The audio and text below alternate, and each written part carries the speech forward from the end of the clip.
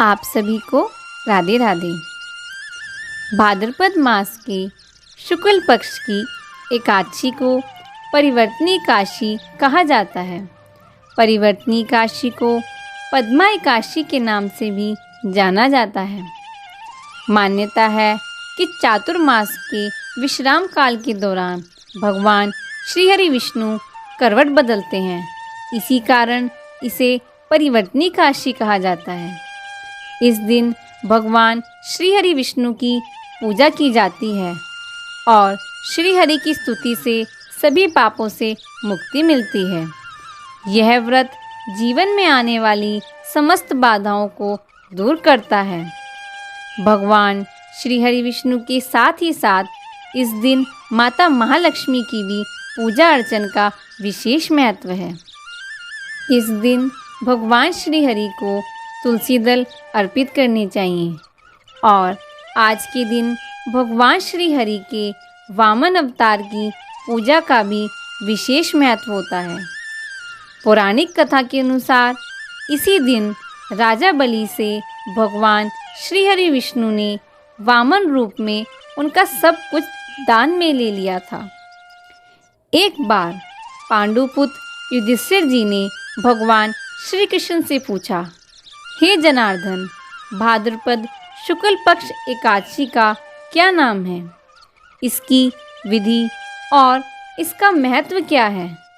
कृपा कर कहिए।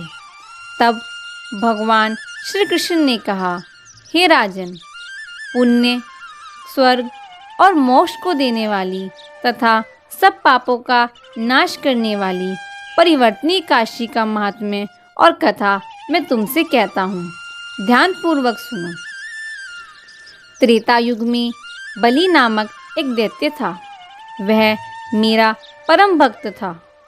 विविध प्रकार के वेद मंत्रों से मेरा पूजन किया करता था और नित्य ही ब्राह्मणों का पूजन तथा यज्ञ का आयोजन भी करता था। लेकिन इंद्र से द्वेष के कारण उसने इंद्रलोक पर अपने बाहुबल से विजय प्राप्त कर ली और देवताओं को स्वर्ग से निकाल दिया। इसी कारण सभी देवता एकत्र होकर सोच विचार कर भगवान श्री हरि विष्णु के पास गए। बृहस्पति सहित इंद्रादिक देवता प्रभु के निकट जाकर और नतमस्तक होकर वेद मंत्रों द्वारा भगवान श्री हरि का पूजन और स्तुति करने लगे। तब मैंने वामन रूप धारण करके 5वां अवतार लिया और फिर अत्यंत तेजस्वी रूप से राजा बलि को जीत लिया। इतनी वार्ता सुनकर राजा युधिष्ठिर जी बोले, हे जनार्दन, आपने वामन रूप धारण करके उस महाबली दैत्य को किस प्रकार जीता? तब श्री कृष्ण कहने लगे, मैंने वामन रूपधारी ब्रह्मचारी बनकर बलि से 3 पग भूमि की याचना करी और कहा कि 3 पग भूमि मुझे 3 लोक के समान है और हे राजन, यह तुमको अवश्य ही देनी होगी।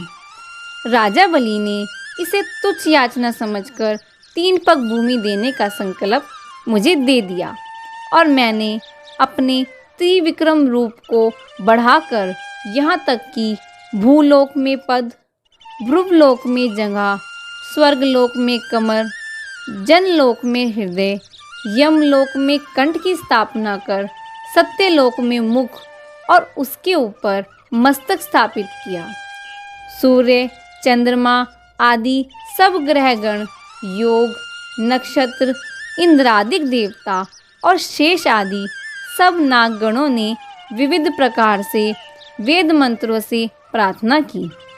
तब मैंने राजा बलि का हाथ पकड़कर कहा कि हे राजन, एक पद से पृथ्वी और दूसरे से स्वर्गलोक पूर्ण हो गया, अब तीसरा पग कहाँ रखूं? तब बलि ने अपना सिर झुका दिया और कहा कि आप तीसरा पग मेरे मस्तक पर रखिए। तब मैंने अपना पैर उसके मस्तक पर रख दिया, जिससे वह मेरा भक्त पाताल को चला गया। उसकी विनती और विनम्रता को देखकर मैंने कहा कि हे बलि, मैं सदैव तुम्हारे निकट ही रहूँगा। विरोचन पुत्र बलि से कहने पर भाद्रपद शुक्ल एकादशी के दिन बलि के यहाँ एक मूर्ति मेरी स्थापित हो गई और इसी प्रकार दूसरी क्षीरसागर में स्थापित हो गई। इस एकादशी को भगवान शयन करते हुए करवट लेते हैं। इस दिन तांबा, चांदी, चावल और दही का दान करने का विशेष महत्व है। रात्रि को जागरण भी अवश्य करना चाहिए। जो विधि पूर्वक इस एकादशी का व्रत करते हैं वे सब पापों से मुक्त होकर स्वर्ग में जाकर चंद्रमा के समान प्रकाशित होते हैं और यश पाते हैं। जो पापनाशक इस कथा को पढ़ते या सुनते हैं उनको हजारों अश्वमेघ यज्ञ का फल प्राप्त होता है। बोलिए वृंदावन बिहारी लाल की जय।